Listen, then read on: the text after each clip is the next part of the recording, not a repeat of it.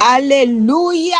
Voici le jour que l'Éternel a fait, qu'il soit pour nous un sujet d'allégresse et de joie. Ouh, gloire à Jésus. Quelqu'un peut déclarer ce matin, je serai dans la joie. Je prends aujourd'hui la décision d'être dans la joie. Personne ne me volera ma joie. Aucune circonstance ne m'enlèvera ma joie. Hey! Alléluia.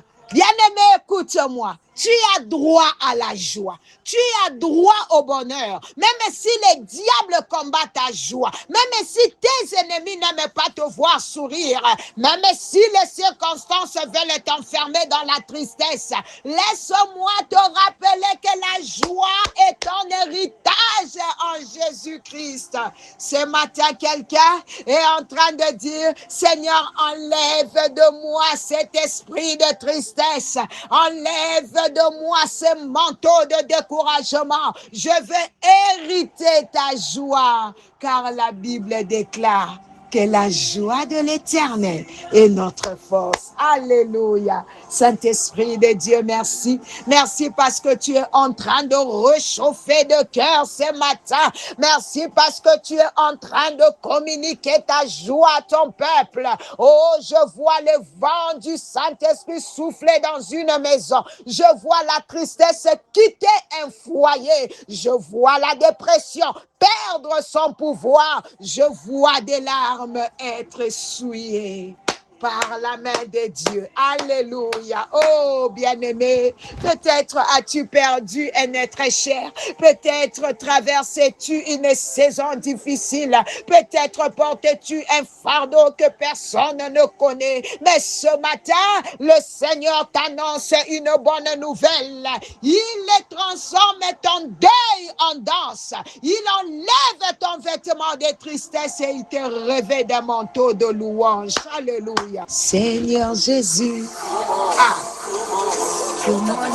Alléluia, oui. Je vois quelqu'un enlever les habits du deuil. Je vois le Seigneur lui remettre une robe de gloire. Je vois une couronne remplacer la honte. Je vois l'huile de joie couler sur ta tête. Reçois-la. Reçois-la au nom de Jésus. Cette robe est pour toi. Ce manteau de joie est pour toi. Cette restauration est pour toi in the name of Jesus. Christ en nous est l'espérance de la gloire. Avec Jésus, nous ferons des exploits. Les diables ne réussiront pas. Les projets de l'ennemi échoueront. Pourquoi? Parce que nous appartenons à la race de vainqueurs. Oh, quelqu'un est en train de dire, je suis de la race vainqueur. Je suis de la race de vainqueurs. Nous sommes plus que vainqueurs par celui qui nous a aimés. Alléluia. Éphésiens 6:12 nous rappelle, car nous n'avons pas à lutter contre la chair et le sang, mais contre les dominations, contre les autorités, contre les princes de ce monde des ténèbres, contre les esprits méchants dans le lieu céleste. Voilà pourquoi notre combat est spirituel. Écoute-moi bien. Dieu ne t'a pas laissé sans armes. Il t'a donné son nom. Il t'a donné son esprit. Il t'a donné son autorité. Flamme pour le Seigneur. Oh my God. Écoute cette parole prophétique. Tu portes un mandat sur cette terre. Tu n'es pas seulement sauvé pour aller au ciel. Tu es aussi sauvé pour détruire les œuvres des ténèbres. Jésus a dit, voici, je vous ai donné le pouvoir de marcher sur les serpents, les scorpions et sur toute la puissance de l'ennemi. Alléluia.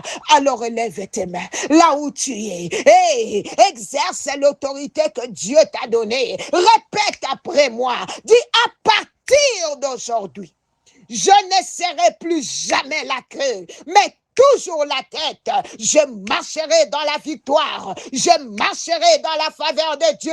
Je marcherai dans la domination que Christ m'a donnée. Au nom de Jésus-Christ. Alléluia. Maintenant, bien-aimés, allons équilibrer les Écritures parce que la parole de Dieu est parfaite. Elle ne nous enseigne jamais un seul aspect de la vie chrétienne. Elle nous enseigne toute la vérité. Prenons Luc 10, 21. Jésus dit, cependant, ne vous réjouissez pas de ce que les esprits vous sont soumis, mais réjouissez-vous de ce que vos noms sont écrits dans les cieux, dans les livres de vie. Écoute-moi très attentivement. Les disciples reviennent remplis de joie. Ils disent, Seigneur, même les démons nous sont soumis en ton nom. Ils étaient émerveillés par les miracles, par les délivrances, par la puissance qu'ils avaient reçue. Mais Jésus les arrête. Il ne leur dit pas que chasser les démons est mauvais, non. Il leur remet simplement les priorités à leur place. Il leur a dit en d'autres termes, ne faites pas de la puissance votre plus grande joie. Que votre plus grande joie soit votre salut. Que votre plus grande victoire soit d'avoir votre nom écrit dans les livres de vie. Bien-aimés, voilà un équilibre que beaucoup de chrétiens ont perdu aujourd'hui. Certains se réjouissent plus lorsqu'ils chassent un démon que lorsqu'une âme s'est convertie. D'autres ont fait de la prière de combat leur seule doctrine. Ils passent leur temps à parler aux démons, à chercher les démons partout, mais ils oublient de parler à Dieu. Ils oublient la communion avec le Saint-Esprit. Ils oublient la sanctification. Et permettez-moi de dire quelque chose avec beaucoup d'amour. Nous le remarquons même dans nos appels matinales. Lorsqu'il s'agit de prières de combat, il y a beaucoup de personnes connectées. Mais lorsqu'il s'agit des exhortations, de l'enseignement de la parole, beaucoup perdent l'intérêt. Pourtant, la Bible dit, à votre foi, ajoutez la connaissance. La connaissance de la parole te garde dans la vérité. Une puissance sans connaissance peut conduire à l'orgueil, mais une puissance accompagnée de la vérité produit la maturité. Ne te limite donc pas à la prière d'autorité. Oui, prie avec autorité. Oui, chasse les démons. Oui, impose les mains aux malades, mais grandis aussi dans la sainteté. Grandis dans l'humilité. Grandis dans l'amour. Grandis dans la connaissance de Dieu. L'autorité spirituelle ne garantit pas le ciel. Ce qui garantit ta place dans le royaume, c'est une vie transformée par Jésus-Christ. C'est pourquoi la Bible déclare, sans la sanctification, personne ne verra le Seigneur. Elle ne dit pas sans la prière de combat, elle dit sans la sanctification. Même Jésus nous avertit dans Matthieu. Plusieurs me diront en ce jour-là, Seigneur, Seigneur, n'avons-nous pas prophétisé en ton nom? N'avons-nous pas chassé les démons en ton nom? N'avons-nous pas fait beaucoup de miracles en ton nom? Et il leur répondra, je ne vous ai jamais connu. Pourquoi?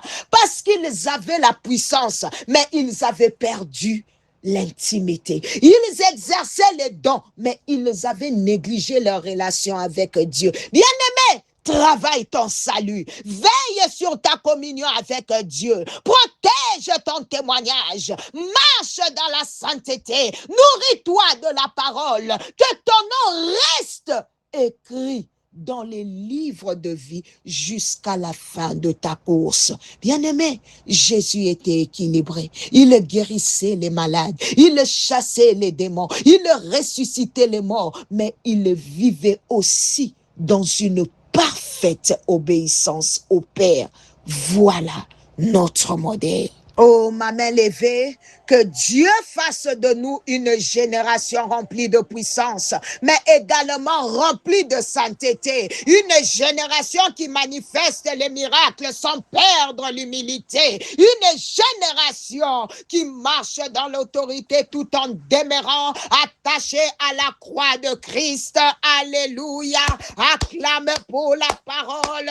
Oh, je bénis maintenant ta semaine. Oh, que le Seigneur bénisse ton mardi, ton mercredi, ton jeudi, ton vendredi, ton samedi et ton dimanche. Que cette semaine soit une semaine de témoignages, une semaine de percée, une semaine de portes ouvertes, une semaine où la faveur de Dieu parlera en ta faveur. Que tout ce que tu entreprendras prospère. Que la paix de Dieu garde ton cœur et ta maison au nom de Jésus. C'était bien Maman Nathalie Lukula. À demain par la grâce de Dieu. Oh yes.